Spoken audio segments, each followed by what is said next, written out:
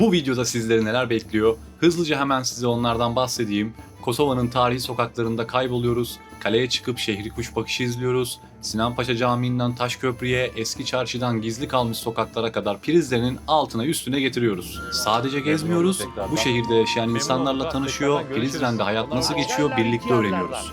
Türkiye'den gelip burada yeni bir hayat kuran Karadenizli bir abimizin hikayesini de dinliyor, Kosova'da iş yapmak veya yaşamak isteyenler için merak edilenleri konuşuyoruz. Kısacası bu videoda tarih var, samimiyet var, Balkan kültürü var, gerçek hayat var. Hazırsanız Keşfeden Adımlar Prizren sokaklarında başlıyor. Evet, güzel güneşli bir Prizren sabahından herkese selamlar. Artık Prizren'i gezme vakti geldi. Önce bir kahvaltı yapalım bir yerde. Burada bir börekçi vardı.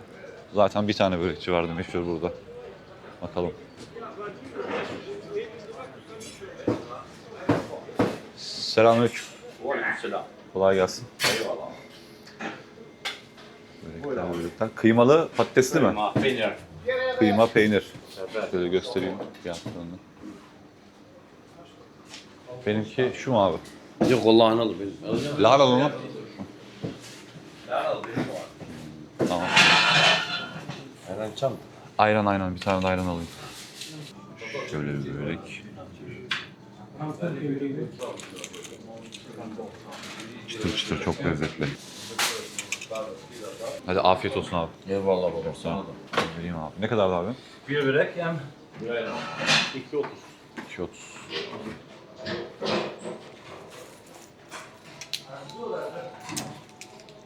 Şöyle 3. Buyur abi. Sağ olasın. Teşekkür ederim. Hadi kolay gelsin. Eyvallah.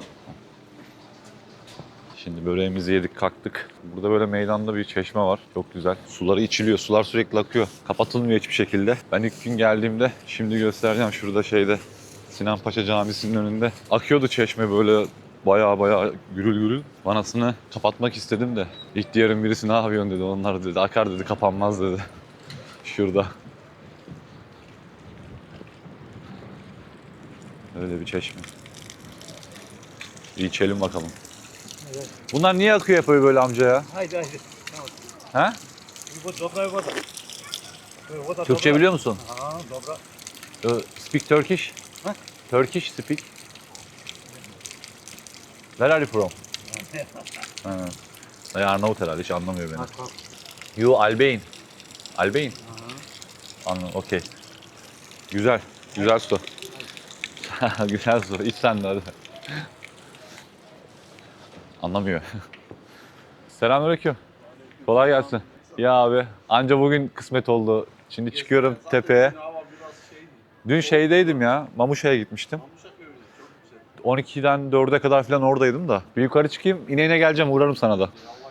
Hadi kolay gelsin. Eski bir sinema var burada da. Bir sinema da aşağıda şehir merkezinde de var. Buradan şimdi yolumuz çok dik. Bakalım ne kadar sürede çıkabileceğiz. Selamünaleyküm. Kaleye buradan gidiliyor değil mi amca? Bu taraf. Oradan mı? Buradan gidilmiyor mu? Çok dik ya. Sağ ol, teşekkür ederim. Ay arkadaş ben şuradan gidelim sandım. Meğersem buradan gidiliyormuş. Kaleye doğru çıktıkça Prizren'in dar sokakları yavaş yavaş geride kalıyor. Yalnız manzara efsane ya. Şöyle söyleyeyim. Şu karşıki dağ, Karlı Tepeler, o dağ böyle gidiyor. Dağın olduğu bölge, orası Arnavutluk oluyor artık. Etrafı dağlarla çevrili Prizren'in. Biz böyle gideceğiz şimdi aradan. Kışın buradaki insanlar ne yapıyor acaba? Buradan aşağı inemezsin ki burada sağlam bir kar yağdığı zaman. Çok sıkıntı. Araba da inip çıkmaz buraya. Bütün Prizren şu an ayağımızın altında. Her adımda şehir biraz daha küçülüyor. Manzara ise giderek büyüyor. Bütün şehre buradan hakimsiniz. Yani kaleyi zamanında öyle bir yere yapmışlar ki çok doğru bir noktaya yapılmış kale. Buradan bütün şehri direkt kontrol edebiliyorsun. Kaleye çıkarken sağda aktif olmayan bir kilise var. Sırplardan kalma bu kilise. Bununla ilgili birkaç şey öğrendim. Çok eskiymiş bu. Ta Osmanlı'dan da önceymiş. Osmanlı buralara gelmeden önceki Sırplardan, yani o dönemki yaşayanlardan kalmaymış bu. Sonrasında buralar el değiştirdikçe tabii bu tarz kiliseler var. Burada var, aşağıda var. Bir tane daha. Priştine'de de görmüştük. Bunların hepsinin kapısına demir vurmuşlar. Kapatmışlar. Ne açıyorlar ne onarıyorlar tarihi kiliseleri. Sırbistan diyor ki dokunamazsın kardeşim. Bunları birkaç kere Kosova hükümeti yıkmak istemiş galiba. Yani kaldırmak ya da bakmak mı bilmiyorum. Dokundurtmamışlar. Orası demiş bizim toprağımız. Onların hiçbirine dokunamazsınız demiş. Öyle duruyor o yüzden. Kapısı kilitli. Yalnız manzarası da çok iyi bunun be. Şuradaki şu banklarda oturmak çok iyi olurdu yani. Bilmiyorum kamerada nasıl gözüküyor ama şu karşıki, tam karşıdaki dağ efsane duruyor şu an ya. Bir gölge vuruyor şu an oraya. Üstünde bulut var. Tepe etrafı karlı aşağı doğru. Yani oradan ne gelse görürsün ha buradan şu an. O dağdan aşağı inen ne olursa olsun buradan görürsün yani. Cami nerede kaldı görüyor musunuz? Bayağı tırmandık şu an yani. Geldik sayılır, son viraj. Kale göründü. Zirveye ulaştığında seni karşılayan şey sadece bir manzara değil. Adeta zamanın kendisi.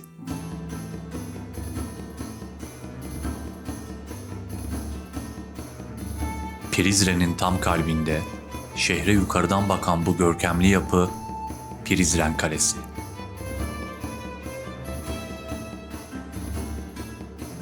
Yüzyıllardır burada duran bu kale sadece taşlardan ibaret değil. Balkanların hafızası gibi. Vay vay vay vay vay. Bu arkadaki dağ neymiş ya? Efsane bir dağ var şu karşıda. Karlarla kaplı tepesi resmen. Çok iyi duruyor.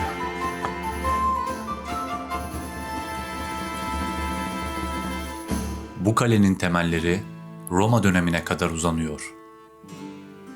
Ardından Bizans, Sırp Krallığı ve Osmanlı.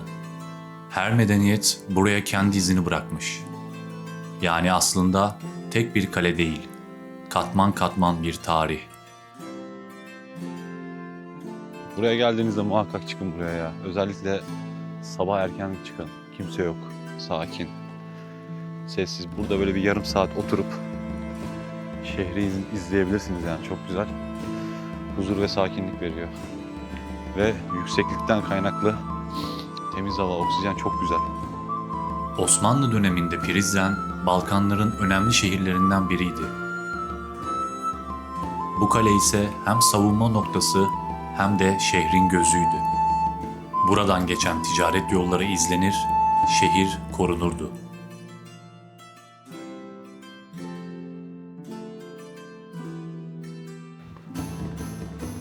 Şuradan gidiliyor mu ya? Karanlık ama. Allah Allah, dur bakayım bir flash açayım. Burası neymiş ya? Nereye gidiyor burası acaba?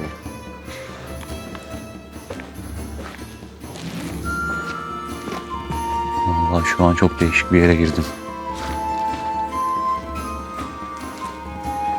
Bir yerden çıkıyordur inşallah.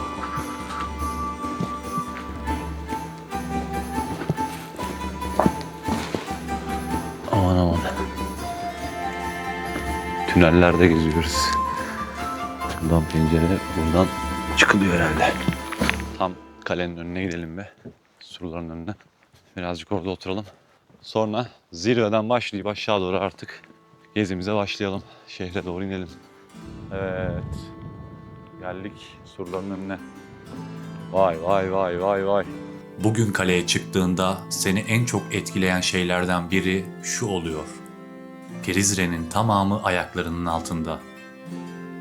Kırmızı çatılı evler, Bistrika Nehri ve tarihi köprü. Hepsi tek bir kadrajda.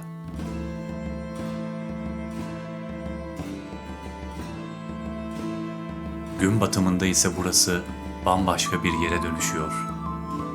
Güneş yavaşça dağların arkasına inerken şehir altın rengine bürünüyor. İşte o an neden yüzyıllardır bu noktanın bu kadar önemli olduğunu daha iyi anlıyorsun. Prizren Kalesi sadece bir tarihi yapı değil. Geçmişle bugünün tam ortasında duran bir tanık. Ümit abiyle kaleye çıkarken tanışmıştık. Bir göstereyim dedim dükkanını. Onu da burada böyle güzel. Hemen Sinan Paşa Camisi'nin arka tarafına doğru böyle gelirken kale yolunda çıkarken hemen bu sağda kalıyor. hediyelik eşyalar satıyor. Neler var abi dükkanda? Daha çok bizim gözümüze aşina olan şeyler. Bizim oralardan kapalı çarşıdan Klasik, falan. Evet benzer. Biz de buranın Türklerinden olduğumuz için o Evet. kültürü devam ettiriyoruz ama bizim kültürümüz benzediği için çok Evet. bir fark yok. Değil mi? Ondan dolayıdır. Aynı zaten. Çünkü mesela kültürler. bizde de yöresel olarak kilimler çok meşhur. Ürünler buradan mı yoksa İstanbul'dan oradan Yok, falan yok, mı geliyor? Buradan mı? üretiliyor ama el işi Bakayım. değil. Şimdi el işi kalmadı artık. Değil mi? Çoğu işlemeler buranın. El işi de pahalı olur zaten bir de. El Yani. işi yapan da kalmadı artık son dönemlerde. Neredeyse hiç. Pandemiden öncesine kadar çok vardı. Pandemiden sonra zaten değersizleşti. Şunlar şey mi? Bunlar beyaz keçe.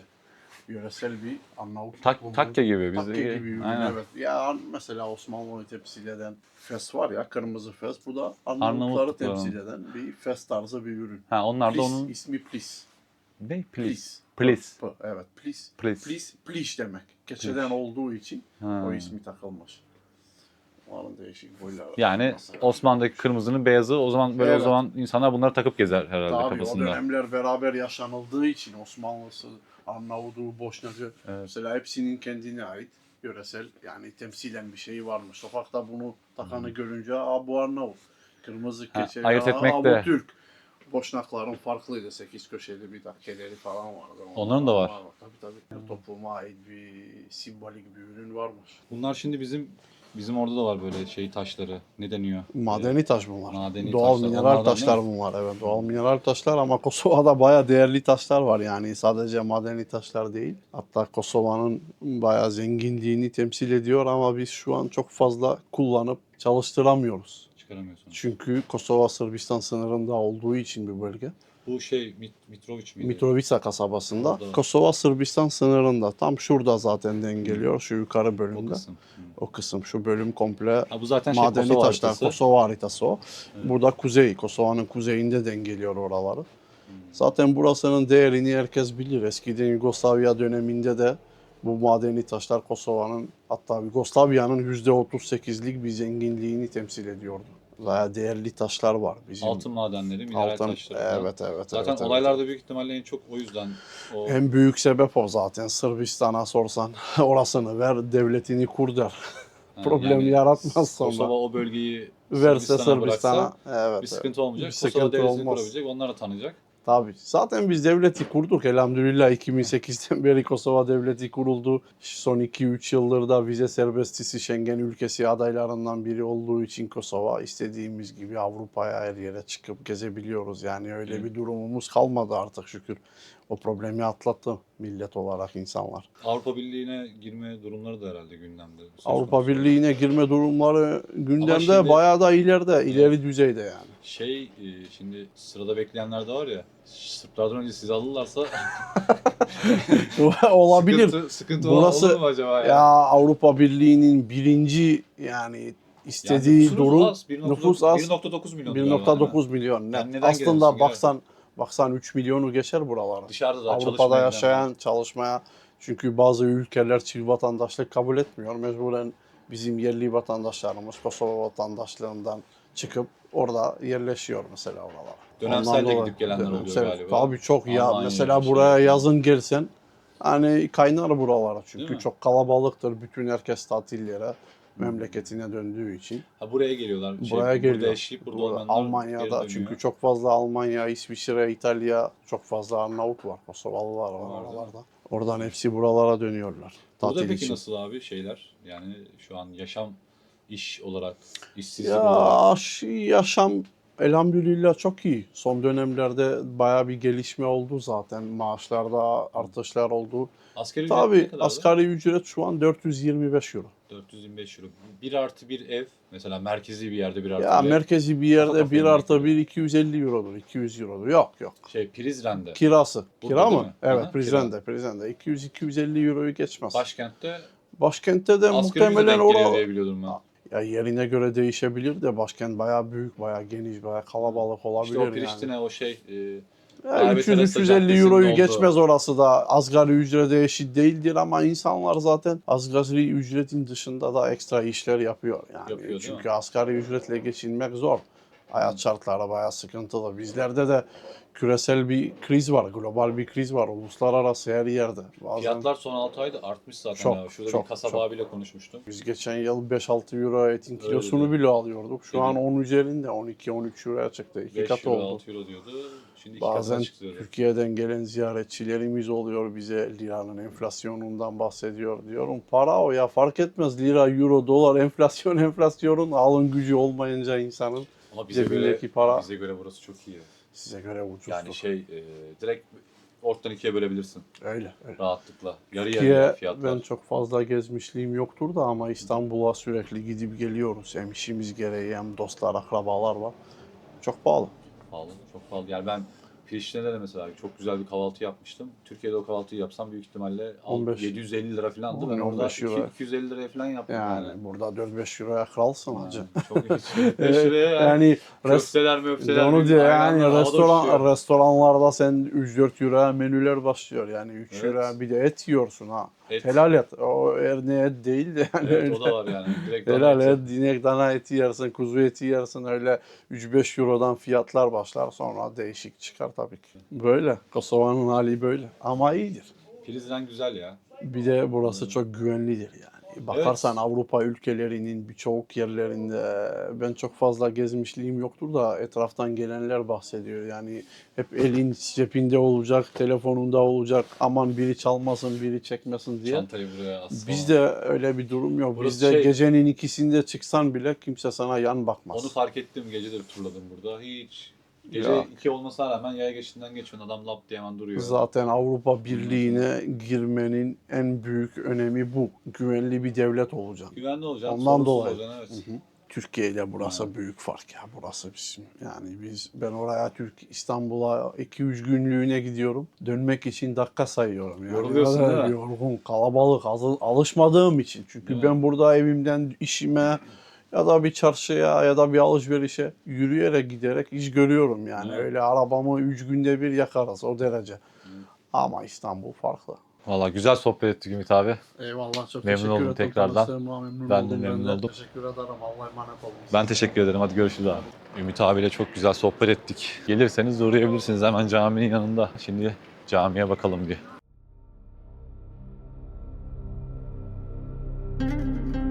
...1615 yılında Osmanlı döneminde inşa edilen bu cami sadece bir ibadethane değil. Balkanlardaki Türk İslam mirasının en güçlü sembollerinden biri. Caminin zemin yüksekliğini görebiliyor musunuz kayaların üzerinde? Şöyle bir yüksekliği var. Rivayetlere göre caminin yapımında kullanılan taşların bir kısmı bölgedeki eski yapılardan getirildi.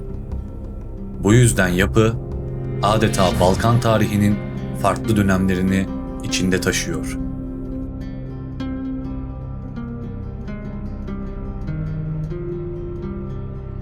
Sinan Paşa Camii'nin içine adım attığınız anda sizi bambaşka bir atmosfer karşılıyor.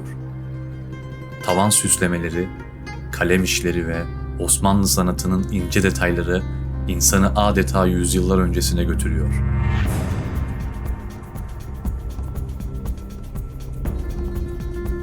Gün ışığı pencerelerden süzülürken caminin içindeki huzur daha da derinleşiyor.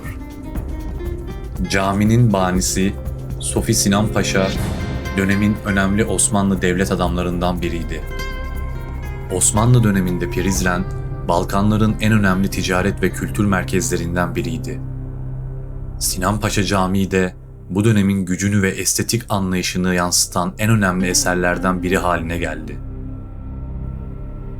Yüzyıllar boyunca savaşlar, işgaller ve zorlu dönemler yaşansa da bu cami ayakta kalmayı başardı. Bugün ise Sinan Paşa Camii sadece Müslümanlar için değil, dünyanın dört bir yanından gelen turistler için de Prizren'in en dikkat çekici noktalarından biri. Çünkü burası sadece taş ve kubbeden oluşan bir yapı değil. Burada Osmanlı'nın Balkanlardaki izi hala canlı şekilde hissediliyor. Cami çok güzel.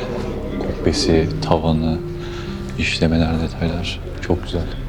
Bayağı yüksek bir kubbesi var. Prizren'e gelirseniz, ezan sesi eşliğinde bu tarihi caminin avlusunda birkaç dakika durmanız yeterli.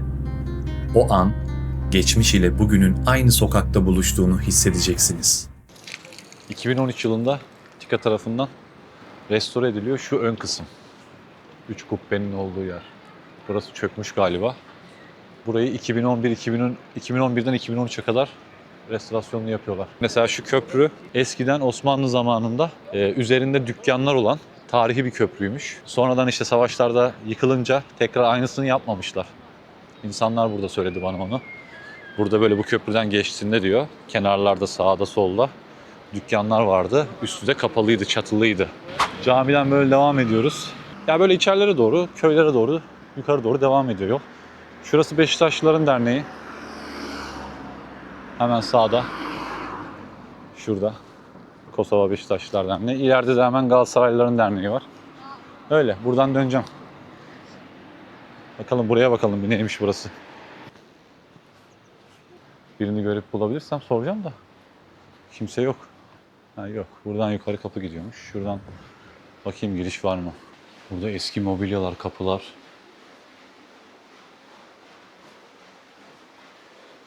Ya burası şey. Tamam. Anladım ben şimdi. Kimse de yok, soramıyorum. Sandıklar falan. Evet. Bakın ne güzel sandıklar eski. Burası eski Arnavutların yaşadığı bence koruma altına alınan evler. Aynı Priştine'de gördüğümüz gibi Osmanlı'dan kalma. Kültür Bakanı tarafından herhalde koruma altına alınmış. Öyle bir yer belli ki. Devam edelim bakalım. Selamünaleyküm. Aleykümselam. Türkçe biliyorsun. Elhamdülillah Müslüman Türk'üm abi. Aa, ne güzel. Nerelisin? Kosova mı? Konya Arna- göçmeni. Konya göçmeni. Konya göçmeni. Konya'dan nereden göçtün ya? Dedeleri getirmiş Osmanlı'yı buraya minare ustası Minare ustası olarak gelmişler. gelmişler. Kaynak ustası vardır. Kaynak ustası. Kanalizasyon ustası. Öyle kaldılar. Kalmışlar böyle. Nesilden gidiyor musun Konya'ya? Akraba falan var mı? Var akrabalar. Eskişehir'de var amcalar. Eskişehir'de nerede? Bilmiyorum tam. Ha. Böyle bir restoran var, bir büyük restoranları var. Böyle bir çarşının içinde bir Anladım. dere gibi bir şey Eskişehir'de mi? var. Eskişehir'de. Tamam, sen şeyi diyorsun, Porsuk çayı var. Yeah, Orayı diyorsun. yeah. Anladım. Onlar. Bursa'da 2 tane halam vardır. Bursa'da halam var 2 tane. Tophane'de derler onlar. Tophanedeler. Çanakkale'de var kız kardeşim doktor. Çanakkale'de kız kardeşim. O hep gidiyorsun o zaman sen İstanbul'a, şeye, Tabii. akrabalara falan güzel. Tabii. Sen ne işle meşgulsün burada? Ben buradayım görevli. Etnografya Müzesi değil mi burası? Arnavut tarihini anlatan şeyler var burada. Evet. 1878 diyor. Güzel. Dur şurada biraz kaleyi sana anlatırım. Kaleyi biliyor musun? Ha, Galiba- çekiyorum. Kaleye ben çıktım Çek. indim. Çıktın mı kaleye? Kaleye çıktım da kaleyle ilgili oradaki bilgi yazan şeyler hep böyle güneşten yanmış silinmiş. Bilgisi yoktu. Yani sen biliyor musun kalenin tarihiyle ilgili? Tarihi tam bilmem ama Bizans yapmış. Evet. Osmanlı ne zaman gelmiş Makedonya'dan o taraf beri gelmiş. Kaleyi 2 hafta alamay kaleyi. Kalede de Sırplar. Bir yaşlı teyzeler prizonerli gidip paşaya de ben sana söyleyeyim nasıl alasın kaleyi. Askerler almayırlar içeri. Yaşlı teyze sen ne anlarsın kaleyi alma. Teyze geliyor orduya. Ben size söyleyeyim kaleyi nasıl Evet. alacağınızı. Evet. Ha. Öyle Ondan diye sonra- kadına yolluyorlar. Sen ne biliyorsun Yolluyorlar. diyorlar. Ama hikmet ki Allah'la o anda çıkıyor paşa. O an paşa çıkıyor kadını onlar gönderirken. Evet. Evet. Ne oluyor böyle böyle. Buyur teyze ikramı bu teyze diyor 2,5 kilometre Şar Dağı'na doğru bir Evet. tane ne pınar var, fışkırıyor pınar. Orada su geliyor kaleye. Kaleye Yerin geliyor. altıyla. Evet. Paşa bir kafayı suyu iki birleşen teslim oluyorlar. Susuz kalıyorlar, teslim oluyorlar. Ha, bak gördünüz mü? Yani böyle bir detayı varmış. Buraya kaleye gelen yukarıdan suyun kaynağını kesiyorlar. Kaledekilere de tabii buradan erzak, su gitmeyince Evet. açlıktan teslim olmak zorunda kalıyorlar. Kaleyi teslim ediyorlar. Susuzluktan. Susuz. Su hayat demek zaten. Su Evet. olmazsa hiçbir şey olmaz. Çok teşekkür ederim. İsim neydi? Ferit Polat. Ferit. Polat. Evet. Ferit Pala. Evet. Süleyman ben de. Memnun oldum. Var mı ya bir Instagram ya? Var, YouTube'da çıkacak bu. YouTube'dan takip edersen yayınlandığında haberin olur. Arkadaşlar siz de bu arada abone ve beğeni atmayı unutmayın. Desteklerinizi bekliyoruz. Canbaz. Süleyman Canbaz, aynen. Memnun oldum Fırat. Tekrardan görüşürüz. Şu an eski tarihi çarşının oraya doğru devam ediyoruz yine. Geri dönüyoruz. Bu sefer artık oradan aşağı doğru devam edeceğiz. Evet, tarihi çarşının olduğu yere tekrar geri geldik. Burası Bistrika Nehri. Tam karşımızdaki de tarihi taş köprü. Bu köprü 16. yüzyılda Osmanlı tarafından inşa ediliyor ve Prizren'in simgesi haline geliyor. 1979 yılında bir sel felaketi görüyor. Bayağı bir zarar görüyor. Ama aslında uygun şekilde tekrardan yapılıyor. Daha geçtiğimiz zamanlarda da bundan bir kaç ay önce galiba burada yine böyle bir su taşmış. Buralara kadar çıkmış su seviyesi. Sonra o 79'daki felaketten sonra yine ona benzer bazı sel durumları olmuş. Ama sadece bu köprü bir kere zarar görmüş. 16. yüzyıldan 1979'a kadar herhangi bir zarar görmemiş. O büyük felakette zarar görmüş. Onun dışındaki diğer taraftaki bütün köprüler yıkılmış yine. Tekrar yapılmış. Burası meydan. Kafeler, restoranlar, köfteciler, börekçiler. Her şey mevcut burada. İnsanlar burada sosyalleşiyor, burada aktif halde daha çok. Şurada bir kilise var. Burada yine böyle işte takıcılar, kıyafet, hediyelik eşya satan dükkanlar mevcut. Yukarı doğru böyle çıkıyor.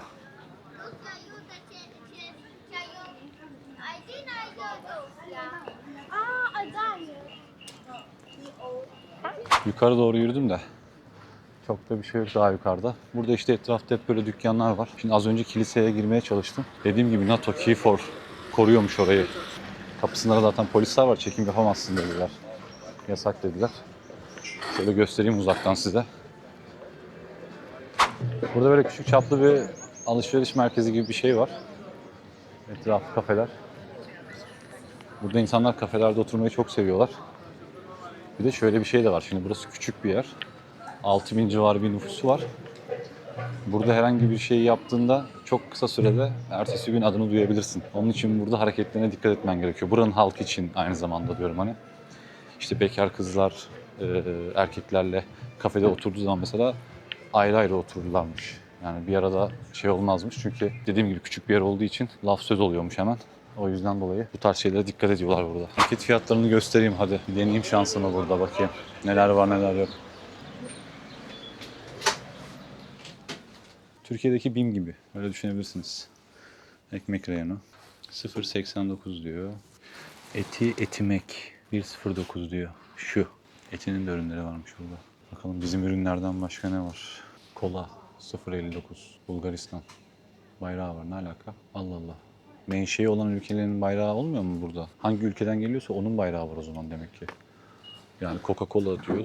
Bulgaristan bayrağını koymuş oraya. Anlamadım. Pepsi'de mesela Arnavutluk var. O zaman bunların buraya geldiği ülkeler bence. Patos mesela bakın. Türkiye'den geliyormuş. 0.99. Pringles'lar İngiltere'den geliyormuş. 2.59. Kumtel var. Neymiş bu? Yumurta makinesi. 9.90. Yine Türk markaları mevcut burada. Tencere, tava. Bizim BİM ya bu. Bildiğin aynısı yani. Neler var? Türkiye'den ne gelmiş mesela bu ne? Banvit Nugget. Banvit 3.99. Bizim Gedik piliç bu. 1.85 burada mesela. Ne yapıyor? 50-100. Yani 150-200 lira işte ya o aralıkta. Gedik piliç dedi. Şu galiba. Nerede? Banvit şunlar hangi? Gedik'te şu. Keskinoğlu. 6.49 euro fiyatı. Tavuklar. Eti finger 450 gram diyor 2.19. Eti kek 1.29 diyor yine aynı eti. Krakslar 0.25 cent. 0.37. Ülker. Biskram 0.89. Biskram fiyatı. Eti tutku. Romanya bayrağı bak. Romanya'dan geliyormuş bu eti tutkular. 0.39. Garland. Bu neymiş ya? Yani şu şey incir. Aynen incir. Şöyle bir marka, Türk markasıymış. 1.79. Vietnam'dan bile gelen ürünler var ya, balıklar falan filan. Yumurta 4.69. Kaçlı bu yumurta? 30'lu yumurta 4.69'muş. Zeytinyağları 1 litresi 1.49. Abi zeytinyağı ne kadar ucuz ya. Koca zeytinyağı yani şu. Orada 1 litre yazıyor. Ha pardon ya dur. Bu bunun fiyatı. Sıvı yağın fiyatı bu pardon. Sıvı yağlar 1.49, zeytinyağı 5.79'muş. Ada deterjan diyor. Türk markasıymış bak bu mesela 5.99 diyor. 3.79. Deterjan tarzı şeyler Türkiye'den geliyor. Pervol 3.79. Türkiye'den geliyor. Person, Persil, Cif 1.39. Ne kadar hemen geliyormuş. 0.69 diyor. Şöyle bir şey aldım denemek için. Severim böyle acılı, lime'lı şeyleri. Kraker galiba. Bakalım. Elimiz boş çıkmayalım o kadar video çektik. Ayıp olmasın. Aynı bizim şeyler gibi ya, işte BİM Market gibi, A101 gibi içerisi. Ben şeyi anlayamadım. O bayrakları sadece menşe ülke olarak koyuyorlar. Hani hangi ülkenin malı olduğunu insanlar görsün diye o bayrakları koyuyorlar zannediyordum ama meğersem geldiği o ürün hangi ülkeden buraya geliyorsa onun bayrağını koyuyorlarmış. Çünkü gördünüz hani Coca-Cola'da Bulgaristan bayrağı falan vardı. Şimdi belediyenin arkasına doğru gidiyorum. Bu taraflar biraz Sırp mahallesiymiş, öyle söylediler. Sırpların oturduğu yerler dediler. Kilise gibi bir şey vardı. Onu görelim. Kapatmışlar galiba orayı da, işte o diğer taraf gibi. Girilmiyor. Evet, o bahsettiğim kilise şurada. Bu kilise de Sırp kilisesi. Bununla ilgili de bir takım olaylar yaşanmış burada hatta son savaş döneminden sonra. Kiliselerin olduğu toprakları bunlar. Dokunamazsınız diyor Sırplar, yani bizim toprağımız. Zaten Kosova'yı komple hala kendi toprağı olarak görüyor Sırbistan. Kabul etmiyor. O yüzden buraların ne restorasına izin veriyor, ne yıkılmasına izin veriyor. Hiçbir şey yaptırmıyor. Etrafını çevirmişler, kapatmışlar, böyle duruyor. Hani buradaki beklenti ve amaç şu. Yarın bir gün tekrar buraları alırız. O zaman biz kendimiz yaparız. Çünkü yarın bir gün tekrardan buraları alacaklarına inanıyorlar Sırplar. O yüzden bizim malımıza dokunmayın, biz kendimiz yaparız diye düşünüyorlar büyük ihtimalle. Ondan dokuntuyorlar. Etrafını kapatmışlar. Ne şey olarak gezebiliyorsun, ne bir şey yapabiliyorsun. Polis gezdiriyor. Öyle söyleyeyim size. İyi denk geldi. Bak, polis arabası var burada. Görüyorsunuz değil mi? Polis noktası var burada da bir tane. Şöyle göstereyim. Gezen turistler polis eşliğinde gezebiliyor burayı sadece. Burada bir polis noktası var. Çekim yapmak yasak şartı koymuşlar zaten normalde de.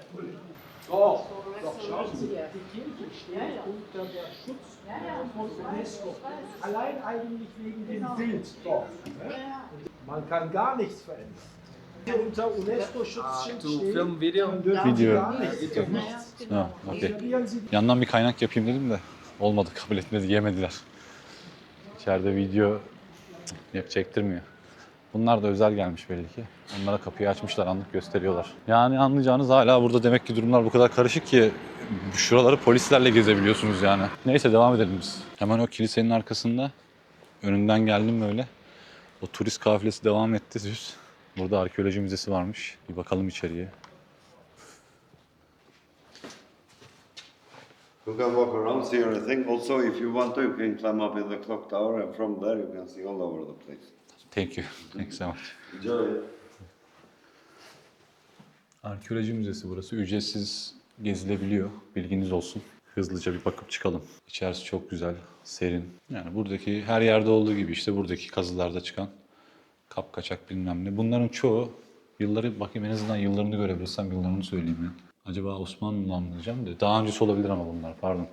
Tabii o kale var diye kaleden kalma dönemlerden olabilir bunlar. Yani Bizans Roma dönemine dayanıyordur bunlar. Baksana abi, bu ne ya? Diş var burada bir tane. Neyin dişi acaba bu? Mızraklar, mızrak uçları. Vallahi içeride bir tek ben varım şu an. 1975 Saat Kule yazmışlar, direkt Saat Kulesi. Çıkıyoruz bakalım, inşallah başımıza bir şey olmaz. Vay, buranın çok eski fotoğraflarını koymuşlar. 1863, 1913. Bayağı merdiven çıktım ya. Bayağı yordu.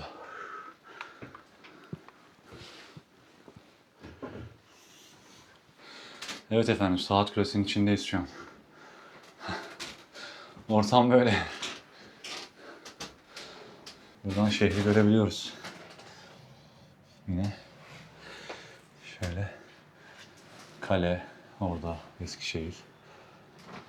Nefes nefese kaldım ya.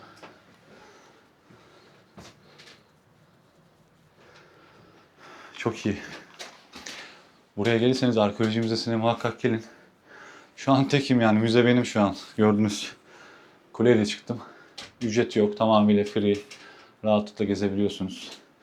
Kuleye çıkıp böyle burada biraz soluklanıp buradan da şehri izleyebilirsiniz. Ama yani 2-3 kişi burada rahat eder. Çok dar bir alan. Öyle söyleyeyim.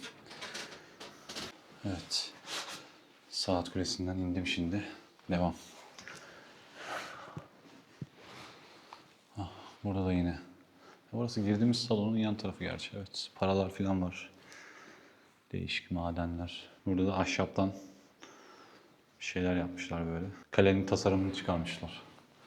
Eskiden nasıl olduğuna dair. Yani içinde neler olduğuna dair. Vay vay vay, bilekliklere bakın. O zamanın zinetleri. Yüzükler, bileklikler. İşte kalenin içindeki yapılar bunlar da. Şimdiki görüntüsü. Böyle yapılar varmış kalenin içinde. Aşağı doğru bir de yani. Kaleden, yüzeyden toprağa doğru gidiyor. Bu kadar. Müze güzel yani. Çok fazla vaktinizi almaz. Maksimum yarım saat. Gelip ziyaret edebilirsiniz yani. Hele ki yazın geldiyseniz muhakkak gelin. İçerisinin serinliği çok iyi çünkü. Afrim amcayla sabahleyin buradan giderken konuşmuştuk. Hemen şu köşedeki kasabın sahibi. Şimdi akşam tekrar buradan geçerken baktım. Güneşte oturmuş. Nereye gidiyorsun dedi. Gel dedi, oturalım dedi. Oturduk, sohbet ediyoruz öyle. Bakalım biraz da onun ağzından dinleyelim. Afrim amcanın dükkanının içine de bakalım da. Ne isteyeceğiz? Hayır, daha çok araba. Ne yapalım? Sen ne oldun Hasan? İyi lan bir Allah. Kapattın mı hiç? Kapattım, bak vereyim. Tamam. Sen nasıl gördün? Yarım kilo. Yoruldun mu? Ha? Yoruldun mu? Valla Hasan işe sigortası. Ha. Hasan abi buyur. Ne yapıyordun? 5,5. Sucuk çok satılıyor herhalde, sucuk. Evet. Bayağı güzel yapmış. Bir numara. Hayır sucuk yok da buna. Fiyat da uygun kalitede. Değil mi? Siz buralısınız abi, siz de. Evet buralı. İsim Hasan. Hasan Galiba. Kılıç. Hasan Kılıç. Evet. Var, akraba var Türkiye'de. Var. Nerede? Edirne'de var. Kardeşimin kızı. Orada evlendi. Okulu okudu. Edirne'de? Edirne'de evet. Evet. Gittin mi hiç oralara, İstanbul Gittim. falan? O gezdim ben her tarafını. Gezdin. O şey. Beğendin mi? Antalya, Bodrum, Gaziantep, Urfa. Nasıl yemekler? Antep'te var değil mi? Mutfak var. Değil mi? Ta Urfa'ya, Gaziantep, Urfa, Mardin'e de işte. Urfa'da ciğer yedin. Yedim. Arif amca diyor, bizimkiler Edirne'de diyor burada ciğer. diyor sevmiyorlar Edirne'de diyor. ciğer. Kuzu Edirne. sevmiyorlar diyor burada diyor. Ha? Burada diyor kuzu sevmiyorlar diyor, kokuyor diye. Ya kuzu biraz bilen. Gençler istemiyormuş. Bilen Bilmeyen, yani evet. aynen bilen Bilen, yiyor da evet. diyor. Gençler Vallahi ben sevmiyor diyor. yiyorum, güzel. Yenmez mi Ama biraz abi yağlı. kuzu? Olsun ama yenir yani. Sağ ol. Görüşürüz. Afrim amca geldi. Priştine'de yedim ben sucuktan. Evet. Bir kahvaltıda böyle bir kahvaltıcıya gitmiştim Yapar de. ama zanaatçı Şey- değiller, bilmezler yapma. Ya yok, o bir yerden alıyordur belli ki. Marketten almıştır belki de ama Ya o marketten baharatı değişik geldi bana ya. yenilmez. baharatı böyle şey geldi bana. Farklı bir baharat sanki. Bizim Ya sucuklar gibi değil. bizde soğan, Soğan, çingene, acı biber, tuz. acı biber, tuz. Başka bir şey yok. Sizin sucuklar bir de mesela daha böyle kuru gibi gözüküyor. Görüntü olarak. Daha kara. Ya, Neyle alakalı acaba o? ya bizde kalıyor 3 gün 5 gün kaldı mı o kurur. Kurur. Ben evde yapmıştım bir kere kendim. Ya. Kasaptan kıyma çektirmiştim. Evet. Ama ben iki tane eti kaburgayla bir şeyi karıştırarak. Dönüşte Evet. kaburgayı mı karıştırıp Kaburganın boyundur en iyi. Değil mi? Boyunla kaburga. Boyunun kaburga. Karıştırıp Ya yapmıştım. sucuk karar bir tane yağlı et olsun. Az bir şey yağ olacak içinde Ya bir de. olacak. Ya yağsız. Evde yapmıştım, çok lezzetli olmuştu ya. Olur. Kuru et gibi olmuştu biraz böyle. Olur, Kurumuştu olur. asınca. Olur çok iyi. Hele bir tane aslan onu biz de eskiden Onu hızlı mı tüketmek lazım? Biz şimdi katkı Yok, maddesi yok, koymuyoruz ya. Koy buzdolabına hem. Kuruduktan sonra at buz. Ama böyle dışı beyaz beyaz oluyordu sonradan. O beyazlık neden olur? O beyazlar onlardır tuz. Tuz. Bağırsağı tuzlarlar. He. Bağırsak sertlikten atar tuzları. Ha ondan o bağırsağın tuzu dışına çıkıyor. Bağırsağın içine yaptığımız şey. Bağırsak değil de Ha, başka. insanlar sanar ki o küf gibi müv gibi bir şey. Ha, o değil. küfleniyor sanıyorlar. Yok, Ben de öyle sanıyordum. Küfleniyor da bağırsağın tuzu diyorsun o. Odur çünkü bağırsakları ne zaman yaparlar, işletirler, Hı hı. tuzlarlar. Tuza Kokmasın koyarlar. diye, Ya bozulmasın yok, diye. dayansın, Mikrobunu uzun- kırsın diye mi uzun hocam? zaman dayansın. Uzun zaman dayansın diye. Ya. Sonra o sertlikten bağırsak atar tuzunu dışarı. Ya. Et de atar aynı. Et de atar. Et de bir de kuru etler biz ne yaparız? Atar tuzunu dışarı. O küf mü bir şeydir. Küf müf Ha, değil. insanlar sanar küf. Bağırsağı Değil. koymasak, streçe falan sarsak, başka bir şey sarsak yine olur. Değil mi? Ya olur ne kadar uzun durur o kadar olur. Değil mi? Ama o bir şey yok onu sil normal. Aynen. Silmadan ye. Ben de Çünkü öyle o dedim. tuz. Az önce- Onda kötü bir şey yok. Aynen. Ya Yazın mesela nasıl burası? Çok kalabalık değil mi? çok kalabalık. Çok para var yazın. Buralının dışarıda çalışanlar da geliyor hepsi buraya. buraya gelir. Geliyor. Hepsi Türk bunlar. çok oluyor mu? 7-8. ay fulldur buraları. Buralar full.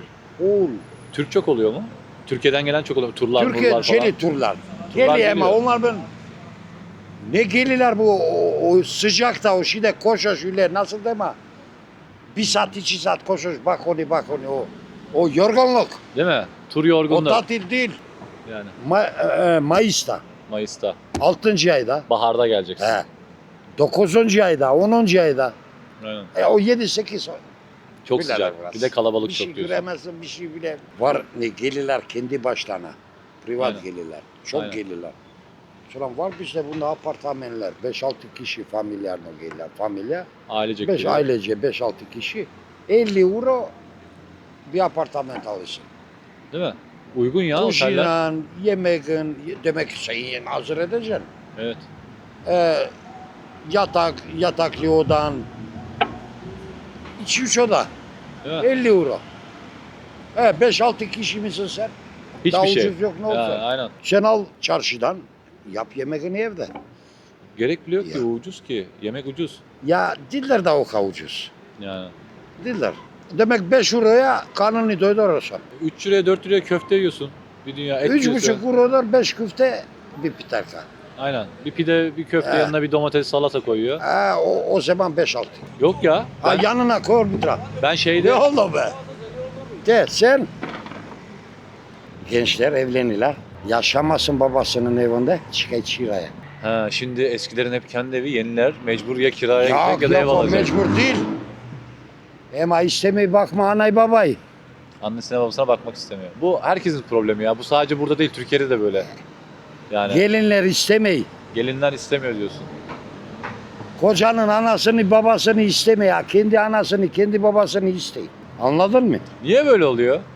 Neden böyle bir problem var? Böyle evi 3 katlı. Evet.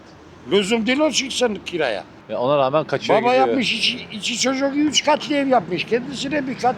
Bir Oğluna çocuk ona yapmış. bir kat, daha bir çocuk ona bir kat. Onlar orada Kaçaylar ihtiyarlardan. kaçıyorlar, orada oturmak istemiyorlar. Bakmasınlar. Olmasınlar onların altına. Onların altına sen yoktur. Ne olasın senin katın. Ben Mesela. evlendirdim çocuğumu. Bir şeyden apartman aldım. Ha. Çünkü yok yer evde. Kalabalık. Kardeşim var. Kardeşimin var çocukları. Karısı benim aynı. Bir şeyden düğünden aldım tek apartmanın yaşa. Burada İşten zaman- işini karı koca çalışın. Yaşanı. Burada kira, mesela burada %90 ev sahibi diyoruz ya. Herkes. Evet. Bunlar nasıl almış zamanında? Topraktan kalma mı? Ya bak biz- Babadan babaya öyle, Ya anadan var babaya geçmiyor. topraktan. Var bizdeymişler büyük evler, büyük avlular. Sonra kardeşler ayrıla. 3 kardeş parazım. Teka senin parçan, teka senin parçan, teka senin parçan. Hepsi yapmış kendi parçasında ev. Ayrı ayrı parça parça. Anlatabiliyor muyum? Ben kaleye çıkarken Arfin amca şurada bak hani kilise var ya. Evet. Onu da gördüm mesela. O da kapalı. O Evet, kapalı. aşağıdaki de kapalı. Ondan O sonra. da kapalı. Bu herhalde Bizans zamanından kalma bir kilise. Ya bu eskiden. Bizans zamanında değil. Benim aklım Osmanlı zamanında. Osmanlı zamanından. Ha. Ya bu çünkü Yine Osmanlılar- Sırpların kilisesi mi Yine- onda yoksa bunlar Yunan. Yunan? Yunan ama Çinçar. Çinçar. Yok Çinçar. Sizde Çı. yok. Çin. Çı. Yok çı. Sı. Sı. Sı. Sı. Çinçar. Çinçar. Ha. Ya söyleyemedim ben tamam. Onlara çevirmişler eskiden Çinçar. Onlar en büyük zanatlı. Kanalları, yolları. Ama anlaşam taştan. Bakırdan tencereler, taslar, maslar o zamanki. Hep onlar çalışmış onlar. Onlar yapıyormuş onu. Semerci. Semer biliyor musun nedir? Atın sırtına vururlar sana. Ha. Eşeğin atın Semerci. sırtına. Bunlar imişler en büyük sanatçı. Benim aklımla şimdi. Osmanlı getirmiş bunları Yunan'dan çalışsınlar bu işleri. Ha. Hem onlardan bir şey almamış hükümet parası demek ya bir para. Ha, para istememiş. Bedava yer vermiş öyle. Yer vermişse çalış kazan. Çalış demiş. Ha, Hükümete bir şey vermeyeceksin. anladım. Anladın mı? Anladım. Getiriyorlar. Morez yok. Siz çalışın edin, vergi hiçbir şey yok. Vergi yok. Hiçbir şey yok. Siz çalışın sen. Yeter ki buralarda iş Bulun yapın. yapın iş. Paralar yalın size. Ha, bu sabahki gösterdiğim şuradaki kiliseden bahsediyoruz şu an. Şu Evet, kapalı abi. olan kaleye çıkarkenki kilise. Bu içerideki ne? Beni o polisler göstermedi, izin vermedi bana. Şurada tam ortadaydı da bir tane kilise var. girmek istedim de bana şey yapmadılar. Şu Bu bak büyük gözüküyor. lise mi? Aha şuradaki gözüken büyük Ya olan. bu büyük lise işlerin, çavulların. Çiçarların değil. Gavur derken hangi gavur? Pravoslav. Slav. Ha Slav Vice kökenli. Sırbistan nedir? Ha. Onlar. Slav. Onların kökenli. Ha. Çünkü çavulların da var 100'ler tane ayrı ayrı işleri, sekta var. Evet. Onlar da kendi içlerinde ayrılıyor. Ha, Ha, evet. anladın mı? Bu Cumalı Cumalı Cami miydi? Cuma Camii. Cuma Cami denilen yer. Oraya niye Cuma Cami diyorlar? Ya öyle kalmış Adı eskiden. Bilmem cami şimdi. ve Bilmem. birisi bana şey dedi ki Osmanlı zamanında orayı cami olarak kullanmışlar. Sonra değişmiş Bilmem. falan öyle bir şeyler olmuş. Bir Ondan şey adı. bilmem. Afrin amca memnun oldum Bir tanıştığıma. şey yok. Gene İnşallah- ne zaman İnşallah Ben kısmet ben olursa bundan- başka zaman da geliriz yine uğrarız. Gel. Hiç problem değil. Ne zaman istersen, ne istersen gel ben duyarım anlatırım. Ya. Evet akşamı da ettik. Hava kararıyor yavaş yavaş. Burada çarşamba günleri pazar kuruluyor. Burası da eski pazar bölgesi olarak geçiyormuş buralarda. Buralar sakin bu tarafa doğru biraz daha. Böyle dükkanlar var ama kapalı sakin. Aha. Orada bir Karadeniz kıraathanesi gördüm. Karadeniz kıraathanesi diyor. Dur bakalım. Bir çay içelim. Selam verelim bakalım bir. Kolay gelsin. Selamünaleyküm. Hoş bulduk. Başka bir yerde ben görmedim böyle Karadeniz şeyi olarak yani çay buralarda çok yok galiba zaten. Var olan yerler Çay. var da yani Bir tane caminin orada gördüm o kadar başka da. işte benim gibi oftan çay getirdik de burada çay demeyen yok yani. Ha, Karadeniz'den geliyor çaylar direkt. O güzel. O zaman sen Karadenizlisin. Tabii oflu. Oflusun, buralı değilsin. Ha oradan gelip burada şey yaptın. Ha o da güzelmiş. Çay direkt taradan geliyor.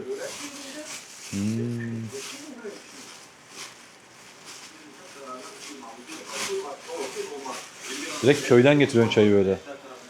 Aynen. Çok iyi ya. Zaten bulamazlar ki. Burada böyle çay bulunmaz yani. İsim neydi abi bu arada? Tanju Kaba. Tanju abi. Memnun oldum abi. Benim de Süleyman. Tanju abi dedi otur beraber yemek yiyelim. Bir arkadaş lazımdı. Sen geldin. Allah seni yolladı. Eyvallah abi sağ olasın. Senin nereden esti abi böyle bir şey buraya? Vallahi İstanbul. Sen Karadeniz'de miydin? Tabii, Trabzon Karadeniz'den mi olsun direkt diyor. gel? Yok memleket olarak değil de hani şey direkt oradan mı buraya geldin yoksa İstanbul başka bir yer mi? Of, Samsun, İstanbul, son 25 senem Bodrum'da. Oradan ilişkimi kesince bu tarafa. Yani Bodrum'a geçiş sebebi sakinlikti. Daha huzurlu, daha sakin. Çocukları büyütebileceğimiz güzel bir yer olarak görmüştük. Sahil kasabası. Bodrum'un neresiydi abi? Akyarlar, Turgut Reis'in biraz daha ilerisinde. Artık orası da kozmopolit bir hal alınca, çocuklar da büyüyünce bundan sonra da biraz kendimiz için sakinlik yaşayalım dedik. Buraya geldik. Yani birinin şey mi böyle mesela birini ne Yok. bileyim fikir verdi de kendin gezip keşfedip hani Zaten araştırıp hep seyrederim. Yani Aha. daha yani yurt dışı tecrübem de var. Giderim gelirim öyle fırsat buldukça. Burayı seviyordum bu tarafları. Bir Balkanları bir dolaşacağım diyordum. En azından şey açısından da güzel. Kültürler yakın, diller yakın. Zorluk Tabii. çekmeden burada rahatlıkla her şeyi yapabiliyorsun. Yani o da biz güzel. şimdi Karadeniz şivesiyle konuştuğumuz zaman direkt bunlar gibi konuşmuş oluyoruz. Değil mi? Tanju abi öyle şeyler yapmış ki. Ekmeği ben buranın ekmeği olmadığını anladım. Dedim bu ekmekte bir şey var. Mersem Karadeniz ekmeği. Kendi yapmış ekmeği de. Çok güzel ekmeği. Eline sağlık abi. Yemeği de vallahi Afiyet olsun. döktürmüşsün ya. Bayağı fazla bir porsiyon oldu ama bakalım. Yok yersin. Bodrum'da şey neydi abi? İş güç falan orada. Son 15 yılım aynı noktadaydı. Fırın, pastane, kafe tarzında bir yerim vardı. Fırın pastane kafe tarzında. O süreç Yani gıda içerisinde- sektöründeydin yani. Tabii gıda ve turizm. Yani zaten şey yapıyordun. Pastane işi falan filan ilgilendiğin için. Böyle bir yer açmak kolay mı? Kolay. Mesela sen geldin. Geleli ne kadar oldu? Dükkan açalı bir ay. Toplam 5 ay falan oldu. Toplam 5 ay. Yani gelip hemen böyle ben bunu dükkan açma, aha burada bir dükkan var deyip girilebilecek şeyde mi, kolaylıkta mı? Yoksa birilerine gidip danışıp falan filan. Muhasebeciyle görüşüyorsun, işlemlerini yapıyorsun. Önce muhasebeci mi bulmak gerekiyor? Yani önce muhasebeci, düzgün bir muhasebeci bulursan yani hata yapma olayını ortadan kaldırmış olursun. Bütün evrak işlerini hallediyor. Evrak işlerini o hallediyor. Geliyorsun sen dükkanı buldun. Dükkan sahibiyle anlaşabiliyorsan dediğin kısımda muhasebeci devreye giriyor. Aynen. Bütün resmi işlemleri hallediyor. Şirket kurulumu Peki bu falan Kosova'nın filan. falan mesela şu an buradan hani burada olduğunuz için bunun üzerinden konuşuyoruz. Kosova'nın hükümeti mesela dışarıdan gelen birinin dükkan açabilmesi için ne şart koşuyor? Koştuğu bir şart var mı? Hiçbir koştuğu şart yok. Sadece Sonuçta hani mesela Burada- geldiğinde şu an ne olarak geldin? Turistik olup mu açıyor? burada yaşamak istiyorsun madem böyle bir şey yapmak istiyorsun diyor. Yani buradaki yıllık olarak senin karnını doyuracak para işte 6.000 euro. 6.000 euro hesaba yatır diyor. O da Görelim. evraklarının arasında olsun. Devlet mi aldık istiyor onu? Evet. Yani yabancı şubeye evrak verdiğin zaman oturum için müracaat ediyorsun ya. Evraklarını tamamlıyor. Oturuma müracaat ettiğinde bir 6.000 euroluk bir para da istiyor senden. Ödeme yapıyorsun 6.000 lira. Bankada gösteriyorsun, dekontunu alıyorsun. Ondan sonra paranı çekebilirsin. Problem değil. Ama benim 6.000 euro param var demeni istiyor. Onun haricinde yani aylık şirketi kurduktan sonra home office olarak da kurabiliyorsun. İşte bir dükkanın üzerinde adres olarak da gösterebiliyorsun. İstediğin kadar şirketin açılımına ünvan koyabiliyorsun. Yani İşte denizcilik bilmem şu falan filan. hayvancılık, tarım, Bol bol derken. ormancılık, Başka gıda, isim haklarını da inşaat. alıyorsun aslında işte. Hani Ya şey. ne koyarsan önemli değil. Bir sıkıntı yok. Sonra ilave etmeye kalktığın zaman biraz pahalıya geldiği için Ya en başta ne koyuyorsan koy diyor sana, En sonra başta- ekleyemezsin diyor. bir ithalat ihracatı koyduğun zaman eğer ithalat ihracatla uğraşmıyorsan sorun çıkartabiliyorlar. Onun haricinde istediğin ne istiyorsan koy. Şöyle çayı da yanına koyun da. Ha, bitti zaten, şimdi çayı içeriz. Çay zaten kıpkırmızı. Yalnız müşteri yok, o yüzden sigara içebiliriz. İçebilirsin abi, sıkıntı yok. Senin için bir sakıncası yoksa. Kafana göre sen, sıkıntı yok. Dediğin gibi evraklarla beraber 6.000 euro para gösteriyorsun. Tamam diyor. Açabilirsin burada diyor. Eğer Açtığında sana sigortalı çalışacaksan şayet diplomanı diplomanı istiyor. evet, diplomanı istiyor. Diplomanı Arnavutça'ya çevirmiş, noterden tasdik etmiş olarak. Ha, iş için şey yaptığında peki şeyi ne yapıyor? Sana bir oturum süresi mi veriyor? İş için mi bir şey, vize mi veriyor? Bir yıllık oturum veriyor sana. O evraklarını verdikten sonra onlar yabancılar şubede inceleniyor. Çalışabilirsin. Bir ay sonra, iki İş ay yeri sonra, açabilirsin. neyse, tabii. Diyor bir yıl içinde. O bir yılın sonunda tekrar onları ziyaret mi ediyorsun? Ben buradayım, Bir devam yılın ediyorum. dolduğu zaman zaten yenilemen gerekiyor. Gidiyorsun, ben buradayım, devam ediyorum. Kalmaya devam edeceğim, çalışmaya Yani normal falan filan. bizim Türkiye'deki TC kimlik kartın gibi burada Kart burayla veriyor. alakalı kimlik kartı veriyor.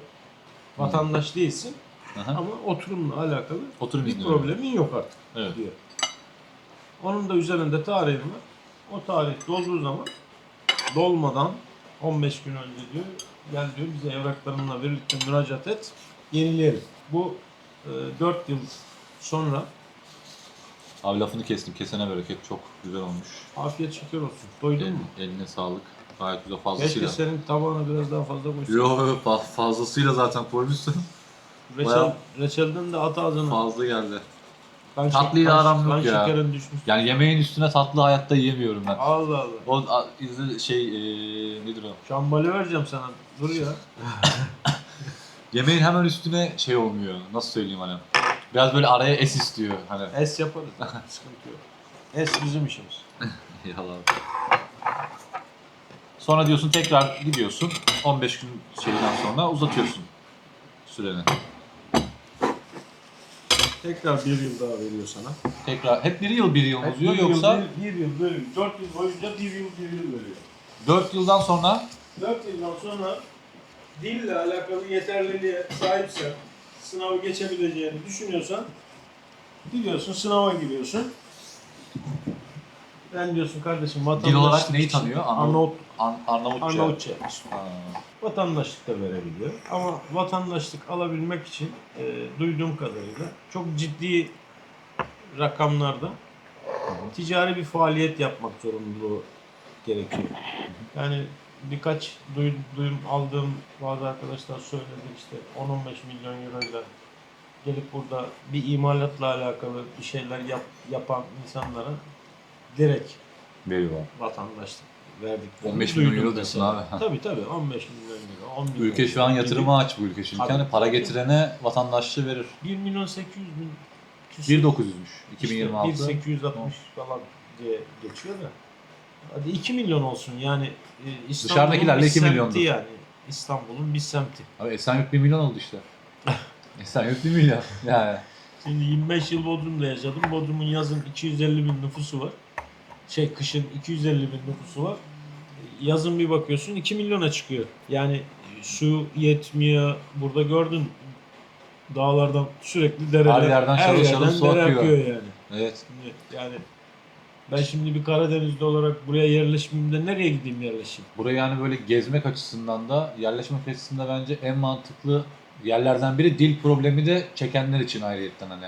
Ben bu yaştan sonra dille uğraşamam ya da bu saatten sonra dille uğraşmak istemiyorum ama güzel yaşamak istiyorum, yine anlaşılabilir olmak istiyorum diyorsa Prizren bence hani onun adresi bir noktada. Rize'nin en güzel noktası birincisi huzurlu bir yer. Evet. Tarihi dokusu hala duruyor. Yıpratılmadı. Evet. Görmüşsündür gezdiğinde. Zaten evet, tarihi dokusu. Osmanlı eserleri hala duruyor. Türklere karşı yani gayet güzel bir sevgi var. Var. Ama tabii Herkes aynı değil milletten yani. millete de değişiyor. Yani Olan da var, bazıları olmayan da da var. mesela İstemiyor. sevmiyor. Aynen.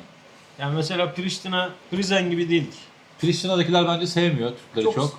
Çok evet. muhatap olmak istemiyorlar. Oradaki Türkler seviyor sadece Türkleri. Yani 530 yıl eğer bir ülkenin tepesine sancağını dikersen 6 asır diyorsun. Aynen. yani sever ya da sevmez. Yani o 500 yıl, 600 yıl süre içerisinde Timur gibi yapmış olsaydı Osmanlı, yani ya bana tabi olursunuz ya da ölürsünüz de kılıçtan geçirmiş olsaydı, her yer Türkçe konuşan, bütün Balkanlar Türkçe konuşan, Tabii.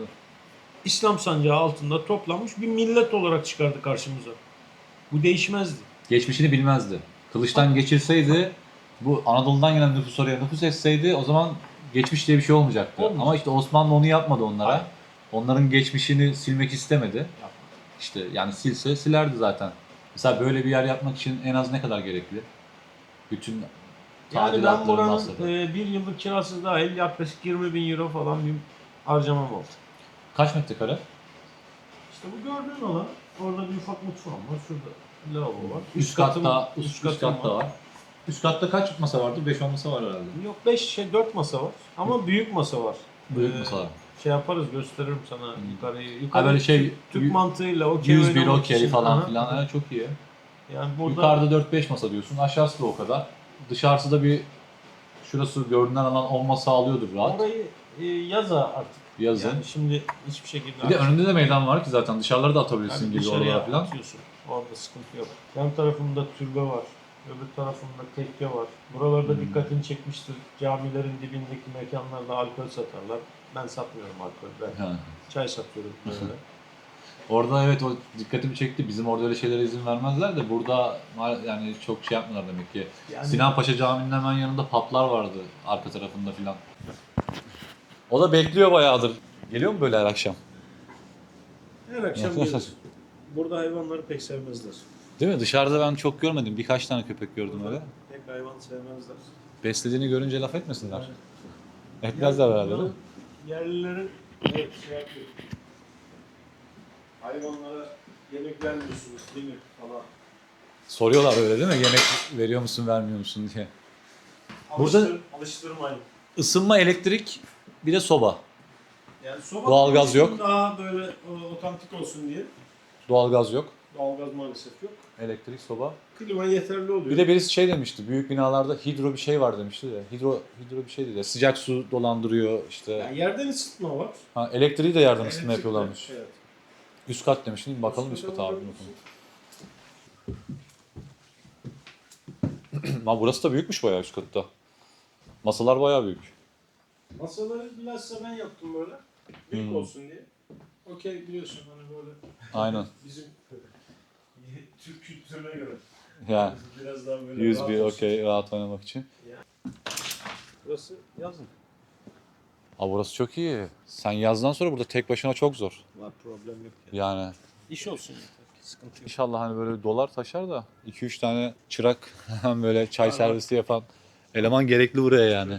20.000 euro demiştin değil mi abi? Komple her şeyi hallettin yani. Aynen evet. Dükkanın bütün kaşığına, çatalına varana kadar Tabii. 20.000 euroya geldin. Bir yıllık da şey bunun içinde. Yıllık peşin kira ödedim. Bir yıllıkta peşin kira var içinde. Çok iyi. Yani buraya geleceklere söyleyeceğim şey, eğer huzur istiyorsalar, sakinlik istiyorsalar, böyle çok para kazanacağım hedefleri yoksa tercih edebilirler. Ben çok sosyal yaşayacağım, ne bileyim işte AVM'lere gideceğim, alışveriş merkezlerine gideceğim, kapalı yüzme havuzlarına gireceğim, tenis oynamaya gideceğim derseler yok. Tanju abi ağzına sağlık. Rica ederim ya. Tanıştığıma memnun Yardımcı oldum. olabildiysek ben de çok memnun oldum. Valla Yolun burada böyle düşerse- buradan dönünce bir anda böyle bir yer göreceğimi beklemiyordum yani. Şaşırdım görünce. Bir daha şöyle bir göstereyim. Hani burada yazın da zaten Türkler de geliyor gezmeye etmeye. Çay hasreti böyle, ne derler, çay siyan mı derler hani? Bir de evet. Yani çay siyan bence gelsin. Ben çayı içtim bu arada. Harika bir çay. Böyle başka yani diyecek bir şey yok çay için. Bizim köyde tarlalarımız var, çay tarlalarımız var. Biz yaş çay veririz, kuru çay alırız fabrikalardan. Çay var, tatlı var, tost falan var mı? Tost var, şurada kapıda yazıyor. Ben Menemen, gerçi tost, şey patates. Kuymak yapıyorum. Çay, menemen, tost, patates, kuymak, dürüm, kahvaltı. Ha, buralara geldiğinizde gelip Tanju abiye bir selam verip bir çay içebilirsiniz yani. Her zaman bekleriz başımızda. Güzel. Abi ağzına sağlık. Görüşürüz. İnşallah bir daha başka zaman şey yaptığımda yazın filan. Bekleriz inşallah. Bir baharda da tekrardan. Yolun Şimdi düşen değil ama bir bahar zamanı tekrar gelmeyi düşünüyorum. İnşallah o zaman da geldiğinde görüşürüz. Haberleşiriz. Hadi kolay gelsin. Sağ olun, teşekkür ederim. Artık görüşmek üzere. İzlenen videomuzun da artık burada sonuna geliyoruz. Umarım videoyu beğenmişsinizdir. Beğendiyseniz beğen butonuna basarak, abone değilseniz de abone olarak destek olursanız sevinirim. Bir sonraki videoda görüşmek üzere. Kendinize çok iyi bakın. Üsküp'te kısmetse görüşürüz. Hoşça kalın.